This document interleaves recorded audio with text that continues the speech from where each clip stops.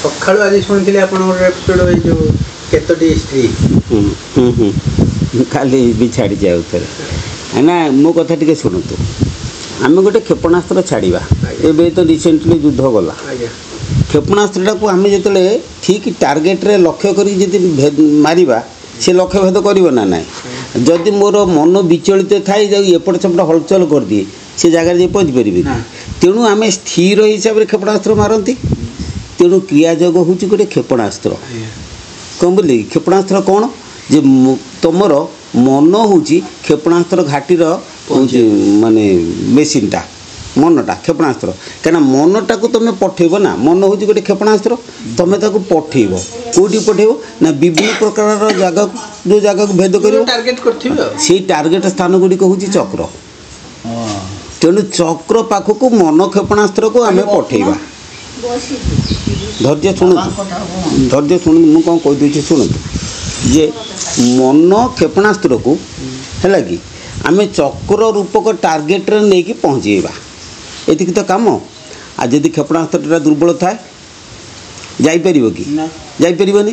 ପାକିସ୍ତାନ ଯେଉଁ କ୍ଷେପଣାସ୍ତ୍ର ପଠାଇଲା ଦୁର୍ବଳ ଥିଲା, ତାକୁ ଭାରତ କାଟି ପକାଇଲା। ଭାରତ ଯେଉଁ କ୍ଷେପଣାସ୍ତ୍ର ପଠାଇଲା ସେ ସବଳ ଥିଲା, କାଟି ପାଇଲେ କି?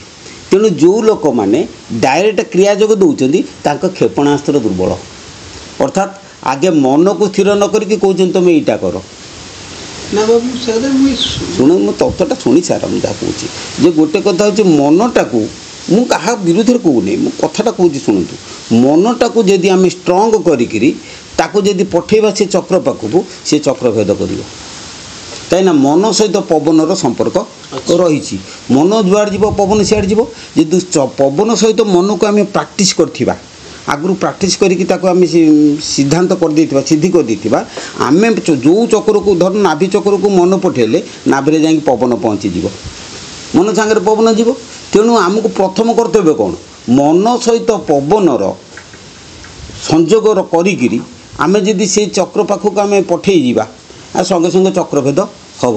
ଆଉ ଶିରୋନାଥ ଶିରୋପୀଡ଼ା ଆମେ କ୍ରିୟାଯୋଗ କରିବା, ଦେଖିଲାକୁ ମନ ସ୍ଥିର ନାହିଁ, ମନ ଚଞ୍ଚଳ ଅଛି, କ୍ରିୟାଯୋଗ ସଫଳ ହେବନି କସ୍ମିନ୍ କାଳେ। ଏଇଟା ହେଉଛି ବିଶ୍ୱମ୍ବରର ମତ। କ'ଣ ବୁଝିପାରିଲେ ନା? ତ ଜନ୍ମଗ୍ରହଣ କଲେ ଭଗବାନ ଶ୍ରୀକୃଷ୍ଣ ଯେତେବେଳେ ଜନ୍ମଗ୍ରହଣ କଲେ କେତେ ବଡ଼ ଅସୁବିଧାଟା ଥିଲା କୁହ। କଂସ ଚାରିଆଡ଼େ କଡ଼ା ପ୍ରହରା ଦେଇଛି। ଦେବକୀ ବସୁଦେବଙ୍କୁ ପୁରା ଏକଦମ ବନ୍ଧନ ଶିକୁଳିରେ ସେ ବନ୍ଧା ହେଇଛି। ଅଷ୍ଟମ ସନ୍ତାନ ଆବିର୍ଭାବ ହେବ। ଅଷ୍ଟମ ସନ୍ତାନ ତୋର ପ୍ରାଣ ନବ। ତେଣୁ କଂସ କହୁଛି ଦେଖିବା କେମିତି ଅଷ୍ଟମ ସନ୍ତାନଟା ତାର ମୋର ପ୍ରାଣ ନବ ଦେଖିବି। ସବୁ ତ ଶିକୁଳି ବନ୍ଦ କରିଦେଲି, ସବୁଆଡ଼େ ତ ବନ୍ଦ କରିଦେଲି, ଦେଖିବା କେମିତି ହେବ। କିନ୍ତୁ ଏମିତି ହେଲା, ଶିକୁଳି ଫିଟିଲା। ଗାଢ଼ ନିଦ୍ରାରେ ସମସ୍ତେ ଶୋଇଲେ। ଭଗବାନ ଆବିର୍ଭାବ ହେଲେ। ପୁଣି ସିଏ ଯାଇକି ଗୋପପୁରରେ ପହଞ୍ଚିଲେ। କେତେ କଷ୍ଟ, କିନ୍ତୁ ସୁବିଧା ହେଲା ନା ନାହିଁ। ଆମେ କ'ଣ ଶିକ୍ଷା ପାଇଲେ ଏଥିରୁ? ଆମେ ଶିକ୍ଷା ପାଇଲେ ଯେତେବେଳେ ପ୍ରଭୁଙ୍କର ଆବିର୍ଭାବ ହେବ ସେତେବେଳେ ଯେତେ ଅନିଷ୍ଟ ସବୁଗୁଡ଼ାକ ଦୂରେଇଯିବ, ଯେତେ ବାଧାବିଘ୍ନ ଦୂରେଇଯିବ, ଯେତେ ବିପଦ ମଧ୍ୟ ସବୁ ଟଳିଯିବ, ହଟିଯିବ, ଖଣ୍ଡନ ହେଇଯିବ। ତା'ର ଗୋଟେ ଜ୍ୱଳନ୍ତ ଉଦାହରଣ ମୁଁ ତୁମକୁ ଦେବି। ଉଦାହରଣ କ'ଣ ନା, ମୋର କେହି ଗାଁରେ ଶତ୍ରୁ ନାହାନ୍ତି, କିନ୍ତୁ ଶତ୍ରୁ ଭାବାପନ୍ନ ଲୋକ ରହିଛନ୍ତି। କାହିଁକି ରହିଛନ୍ତି କଥାଟା ବୁଝ। ଯେତିକି ଅସୁର ସବୁ ଦେବତାଙ୍କର ଶତ୍ରୁ, ଯେତିକି ଅସୁର। ତେଣୁ ଅସୁର ମାର୍ଗୀ ଲୋକ ଯେଉଁମାନେ ଅଛନ୍ତି ନିଶ୍ଚିନ୍ତ ଶତ୍ରୁ ଭାବାପନ୍ନ ରଖିବେ ଏ ଜାଗା ଉପରେ। ବଡ଼ ଆଶ୍ଚର୍ଯ୍ୟର କଥା, ଯେଉଁଦିନ ଠାକୁର ଆମର ଏଠି ସ୍ଥାପନା ହେଲେ, ଠାକୁର ସ୍ଥାପନା ହେଲେ, ବିଶ୍ୱାସ କରୁନ ସବୁ ଗୁଡ଼ାକ ମିତ୍ର ହେଇଗଲେ। ସବୁ, କୌଣସି ଗୋଟିଏ ଲୋକ ମୋର ରହିଲେନି ମିତ୍ର ଭାବାପନ୍ନ। ସବୁ ମିତ୍ର ଭାବାପନ୍ନ ହେଇଗଲେ, ମୋତେ ସାହାଯ୍ୟ କଲେ, ଖୁସି ହେଲେ, ସବୁ ଆସିକି ପହଞ୍ଚିଲେ, ଜାଗଯୋଗ କଲେ, ଖାଇଲେ ପିଇଲେ ଗଲେ ସବୁ ଲୋକ। ଗାଁ ସାରା ବର୍ତ୍ତମାନ ଜୀବନ ବହୁତ କଷ୍ଟଦାୟକ, ଭାରି କଷ୍ଟ।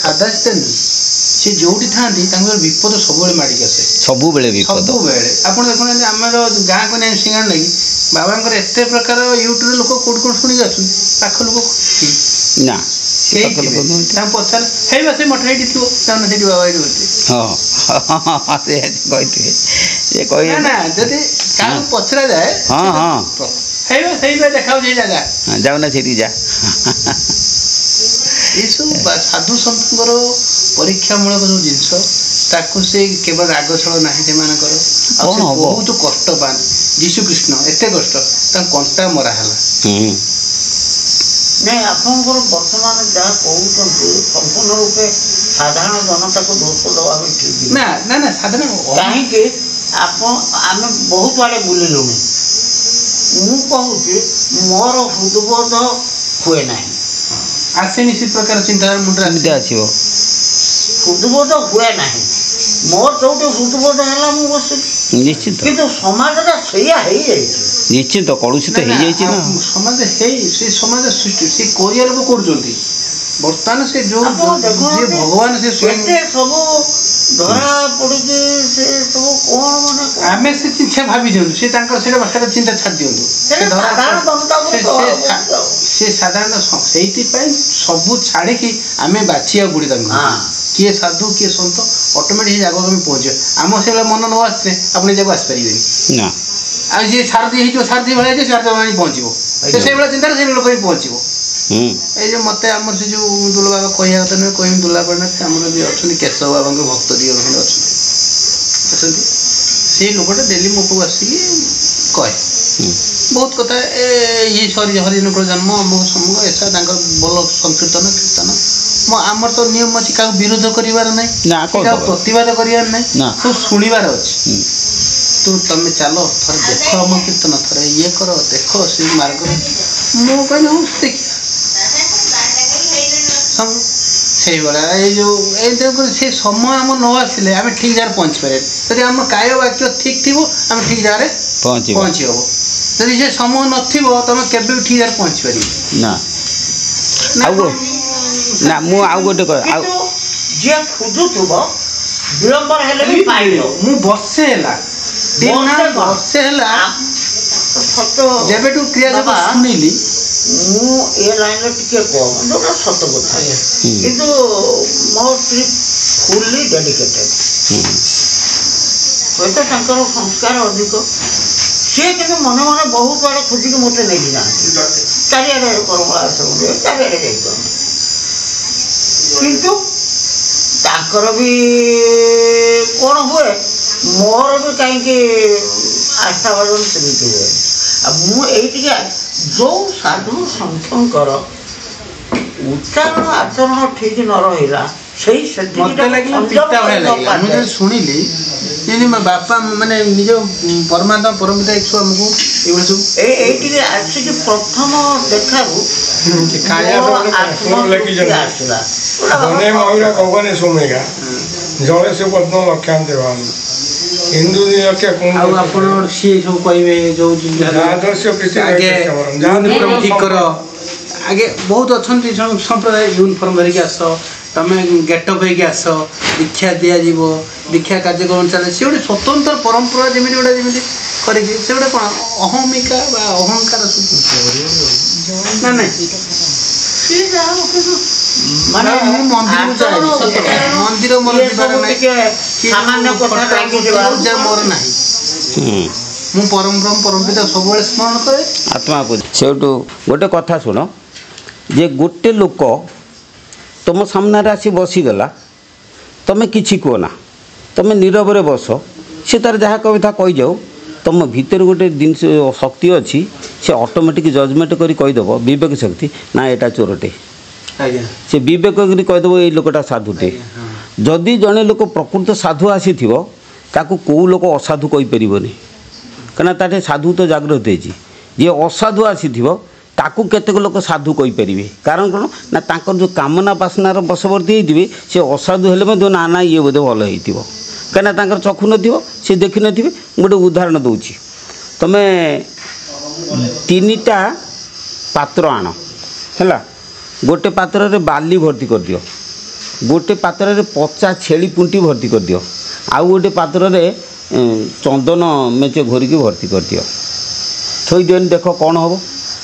ବାଲି ପାଖକୁ କେହି ଯିବେନି କିନ୍ତୁ ପଚା ଛେଳି ପୁଣ୍ଟି ପାଖକୁ ମାଛି ବସିବେ। ଚନ୍ଦନ ଘୋରା ପାଖକୁ ମାଛି ଯିବେନି ଭଅଁର ଆସି ବସିବେ। ଚନ୍ଦନ ଘୋରା ପାଖକୁ ଭଅଁର ଯିବେ ଛେଳି ପୁଣ୍ଟି ପାଖକୁ ମାଛି ଯିବେ ବାଲି ପାଖକୁ କେହି ଆସିବେନି।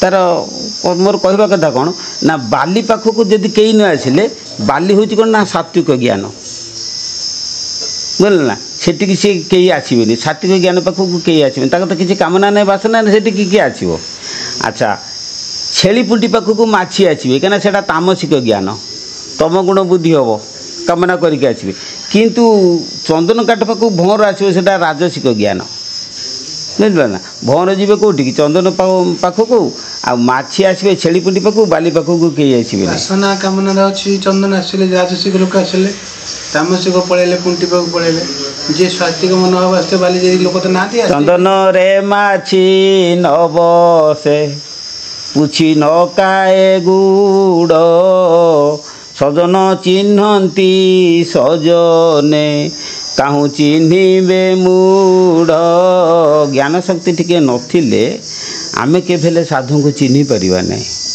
ସାଧୁକୁ ଚିହ୍ନିବା ଭାରି କଷ୍ଟ କ'ଣ ବୁଝିବେ ନା ଆଉ ଚିହ୍ନି ନ ପରେ ସରିଲା କ'ଣ ସେ ତାଙ୍କ ବାଟରେ ପଳେଇଲେ ଆମେ ପଛରେ ଝୁରୁଥିଲେ ମିଳିବ କେଉଁଠୁ ଯେତେ ଖୋଜିବା ପଛରୁ ଥିଲେ ମିଳିବନି ଆଉ ସେ ତ ପଳେଇଲେ ତାଙ୍କ ବାଟରେ ଆଉ ତାପରେ ଆଉ ଗୋଟିଏ କଥା ଯାହା ହେଉଛି ହଉ ତୁମେ କରିଦିଅ ତୁମେ ଖାଲି ଜେନେ କେନେ ଉପରେ ସାଧୁଙ୍କୁ ଯଦି ପାଇଲେ ସେ ଯାହା କହୁଛନ୍ତି କରିଯାଉନି ସନ୍ଦେହ ଛାଡ଼ି ଦେଇକି କହୁଛନ୍ତି ମୁଁ ଏଇଟା କରିଯିବି ସେ ହଉ ନ ହଉ ଯାହା ହେଲ କହିଛନ୍ତି ମାନେ ବସିବି ନହେଲା ନାହିଁ 5 ବର୍ଷ ଚାଲିଯାଉ ଏଇ ଜନ୍ମ ପଡ଼ୁ କହିଛନ୍ତି ମାନେ ବସିବି ଏଇଭଳି ପ୍ରକାର ଧାରଣା କରିକି ବସ ତେବେ ଯାଇକି ହେବ ଯେତେବେଳେ ଶ୍ରୀ ଦୟାନନ୍ଦ ପ୍ରଭୁଦେବଙ୍କ ମନରେ ପୁରା ଫ୍ରଷ୍ଟ୍ରେସନ୍ ଆସିଗଲା ସମାଧିରେ ବସିଛନ୍ତି 1 ବର୍ଷ 4 ମାସ 20 ଦିନ ଖାଲି କଳ୍ପି ସେବନ କରିକିରି ବାଘ ଗୁମ୍ପାରେ ବସିଛନ୍ତି ଗୋନାସିକା ପାହାଡ଼ରେ ବସିଲା ପରେ କିଛି ହେଲା ନାହିଁ ପୁରା ଏକଦମ ଫ୍ରଷ୍ଟ୍ରେସନ୍ ପଳେଇ ଆସିଲା ଆଉ କିଛି ହେବନି ଜୀବନରେ ଯାଉଛି ସେ ଭିକ ମାଗିକି ଚଳିମି ଆଉ ହେଇପାରିବନି ଜୀବନରେ କିଛି ହେଇପାରିବନି ସେଉଠି କ'ଣ କଲା ନା ପ୍ରଭୁଙ୍କର ଦର୍ଶନ ହେଲା ଯେମିତି ଦର୍ଶନ ହେଲା ସେଉଠି କହିଲେ ପଳା ପଳା ପଳା ପଳା ପଳା ପଳା ଅଭିମାନ ଭରା ହେଇଗଲାଣି ନା